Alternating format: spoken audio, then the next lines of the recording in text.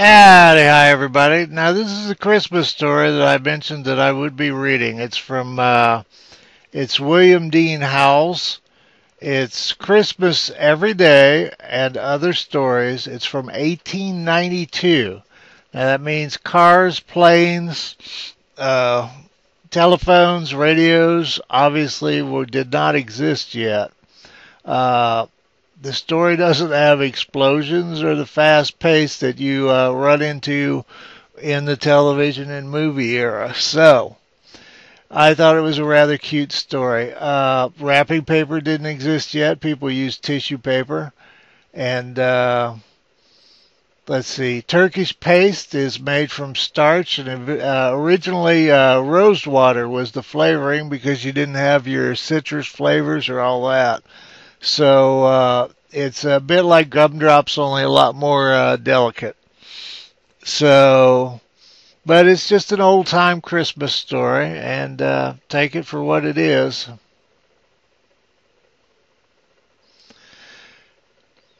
Christmas every day, and I can't do voices, so the little girl sounds like me, and the daddy sounds like me, and the mother sounds like me. So. The little girl, Christmas every day. The little girl came into her papa's study, as she always did Saturday morning before breakfast, and asked for a story. He tried to beg off that morning, for he was very busy, but she would not let him, so he began. Well, once there was a little pig. She put her hand over his mouth and stopped him at that word. She said she had heard little pig stories till she was perfectly sick of them. Well, what kind of story shall I tell you then? About Christmas. It's getting to be the season. It's past Thanksgiving already. It seems to me, her papa argued, that I've told as often about Christmas as I have about little pigs. No difference. Christmas is more interesting. Well, her papa roused himself from his writing by a great effort. Well then, I'll tell you about the little girl that wanted it Christmas every day in the year. How would you like that? First rate, said the little girl, and she nestled into a comfortable shape in his lap, ready for listening. Very well then, there was this little pig. Oh, what are you pounding me for? Because you said little pig instead of little girl. I should like to know what's the difference between a little pig and a little girl that wanted it Christmas every day. Papa, said the little girl warningly, if you don't go on, I'll give it to you. And at this, her papa darted off like lightning and began to tell the story as fast as he could. Well, once there was a little girl who liked Christmas so much that she wanted it to be Christmas every day in the year. And as soon as Thanksgiving was over, she began to send postal cards to the old Christmas fairy to ask if she mightn't have it. But the old Christmas fairy never answered any of the postals. And after a while, the little girl found out that the Christmas fairy was pretty particular and wouldn't notice anything but letters. Not even correspondence cards in envelopes, but real letters on sheets of paper and sealed outside with a monogram or your initial anyway. So then she began to send her letters, and in about 3 weeks, or just the day before Christmas it was, she got a letter from the Christmas fairy saying she might have it, Christmas every day for a year. And then they would see about having it longer. The little girl was a good deal excited already, preparing for the old-fashioned once-a-year Christmas that was coming the next day. And perhaps the Christmas fairy's promise didn't make much impression on her, as it would have made at some other time.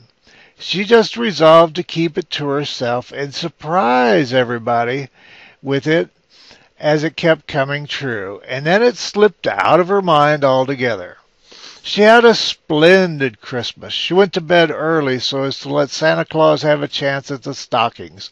And in the morning she was up the first of anybody and went and felt them and found hers all lumpy with packages of candy and oranges and grapes and pocketbooks and rubber balls and all kinds of small presents, and her big brothers with nothing but the tongs in them, evidently the coal or the fireplace tongs, and her young lady sisters with a new silk umbrella, and her papas and mamas with potatoes and pieces of coal wrapped up in tissue paper, just as they always had every Christmas. Then she waited around till the rest of the family were up, and she was the first to burst into the library when the doors were opened and look at the large presents laid out on the library table. Books and portfolios and boxes of stationery and breastpins and dolls and little stoves and dozens of handkerchiefs and inkstands and skates and snow shovels and photograph frames and little easels and boxes of watercolors and Turkish paste and nougat and candied cherries and dolls' houses and waterproofs and the big Christmas tree lighted and standing in a wastebasket in the middle. She had a splendid Christmas all day. She ate so much candy that she did not want any breakfast, and the whole forenoon the presents kept pouring in that the expressman had not had the time to deliver the night before. And she went round giving presents she had got for the other people, and came home and ate turkey and cranberry for dinner, and plum pudding and nuts and raisins and oranges and more candy, and then went out and coasted. Now, I think coasting is sledding.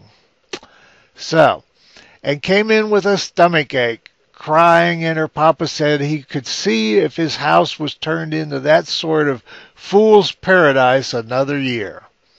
And they had a light supper, and pretty early everyone went to bed cross. Here the little girl pounded her papa on the back again. Well, what now? Did I say pigs again? You made them act like pigs. Well, didn't they? No matter. You oughtn't to put it into a story. Very well, then, I'll take it all out. Her father went on. The little girl slept very heavily, and she slept very late. But she was awakened at last by the other children dancing round her bed, with their stockings full of presents in their hands. What is it? Said the little girl, and she rubbed her eyes and tried to rise up in bed. Christmas, Christmas, Christmas, they all shouted and waved their stockings.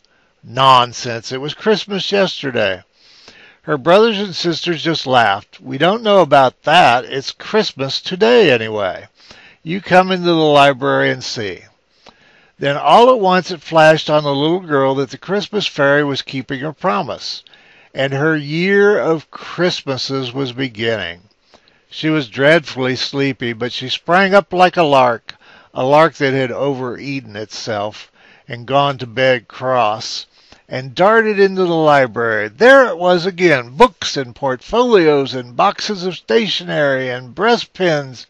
You needn't go over it all, Papa. I guess I can remember just what was there, said the little girl.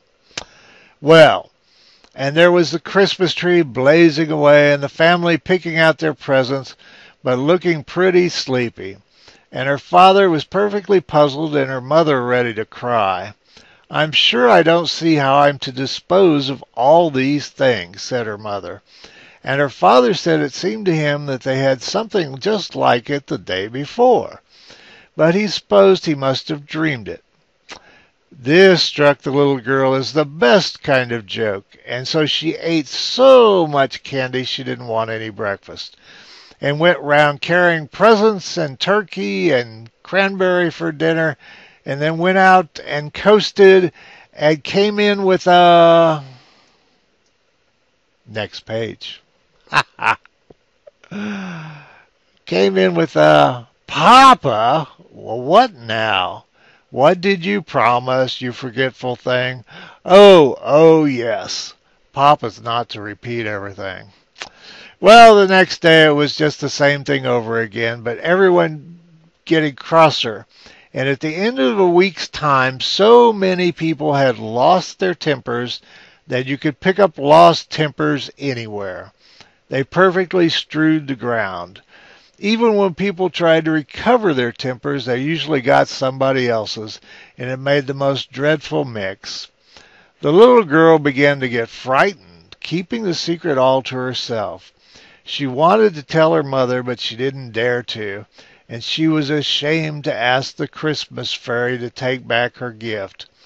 It seemed ungrateful and ill-bred, and she thought she would try to stand it, but she hardly knew how she could for a whole year.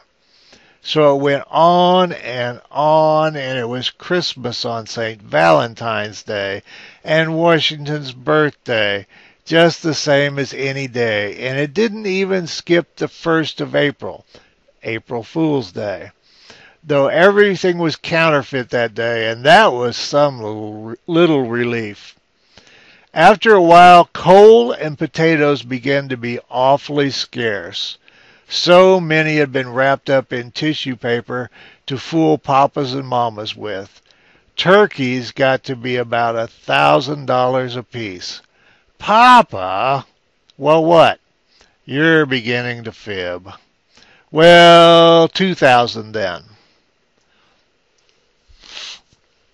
And they got to passing off almost anything for turkeys. Half-grown hummingbirds, even rocks out of the Arabian Nights.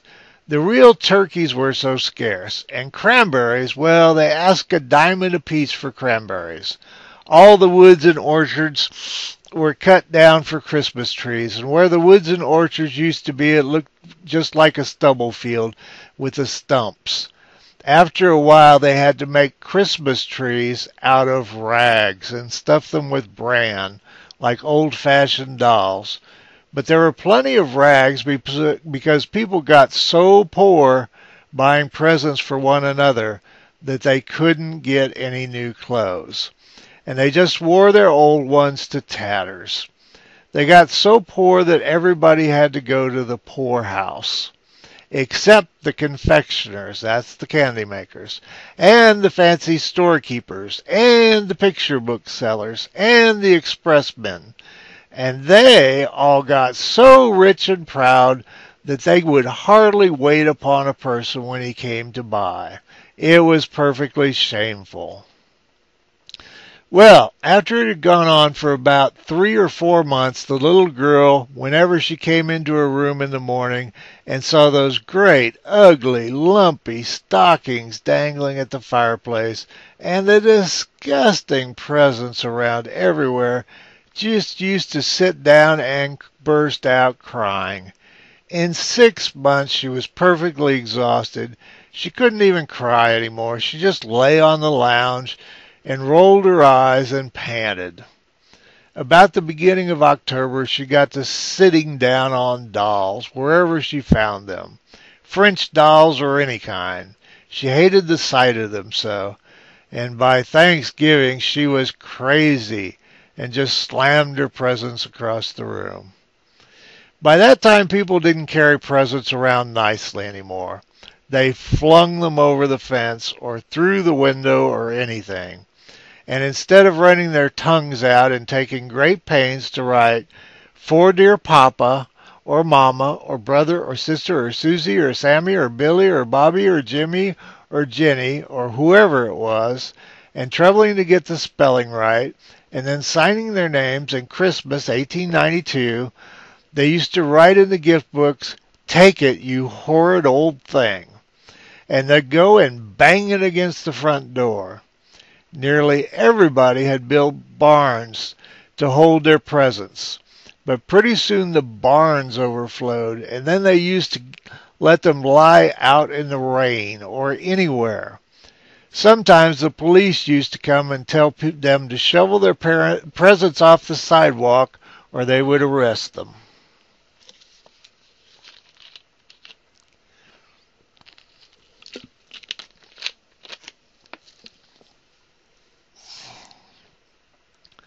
"I thought you said everybody had gone to the poorhouse," interrupted the little girl.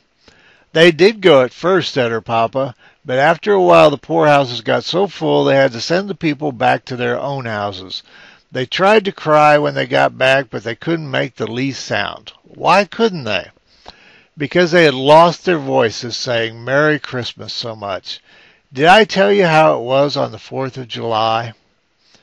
No, how was it? Said the little girl, and the little girl nestled closer in expectation of something uncommon. Well, the night before, the boys stayed up to celebrate, as they always do, and fell asleep before 12 o'clock as usual, expecting to be awakened by the bells and cannon. But it was nearly 8 o'clock before the first boy in the United States woke up, and then he found out what the trouble was. As soon as he could get his clothes on, he ran out of the house and smashed a big cannon torpedo down on the pavement. But it didn't make any more noise than a damp wad of paper. And after he tried about 20 or 30 more, he began to pick them up and look at them. Every single torpedo was a big raisin. Then he just streaked it upstairs and examined his firecrackers and toy pistol and $2 collection of fireworks, and found that they were nothing but sugar and candy painted up to look like fireworks. Before 10 o'clock, every boy in the United States found out that his 4th of July things had turned into Christmas things, and then they just sat down and cried. They were so mad. There are about 20 million boys in the United States, so you can imagine what a noise they made. Some men got together before night with a little powder that hadn't been turned into purple sugar yet, and they said they would fire off one cannon anyway. But the cannon burst into 1,000 pieces, for it was nothing but rock candy, and some of the men nearly got killed. The 4th of July orations all turned into Christmas carols, and when anybody tried to read the Declaration of Independence, instead of saying, "When in the course of human events it becomes necessary," he was sure to sing, "God rest ye merry gentlemen." It was perfectly awful.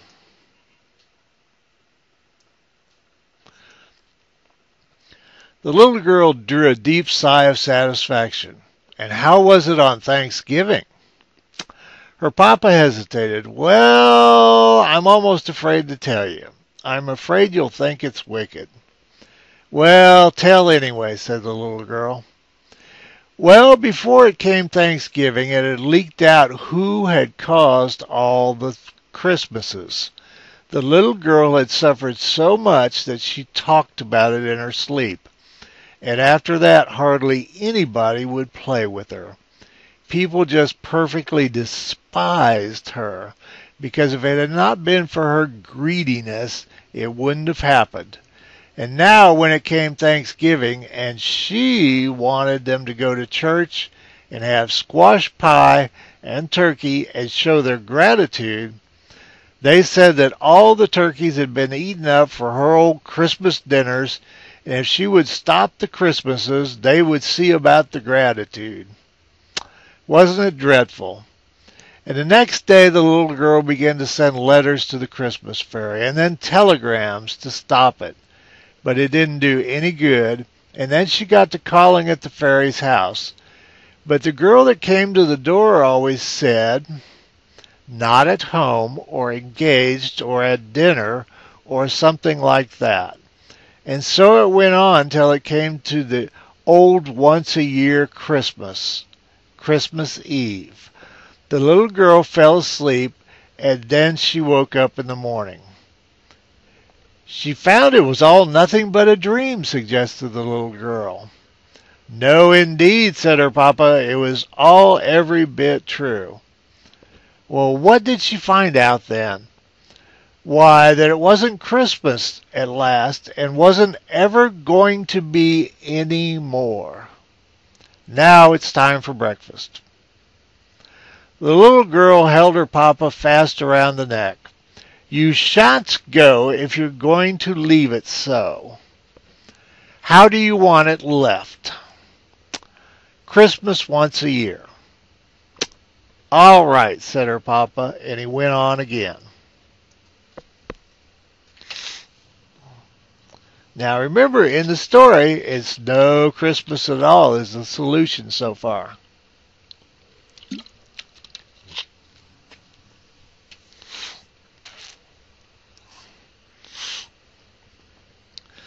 Well, there was the greatest rejoicing all over the country, and it extended clear up into Canada. The people met together everywhere and kissed and cried for joy. The city carts went around and gathered up all the candy and raisins and nuts and dumped them into the river.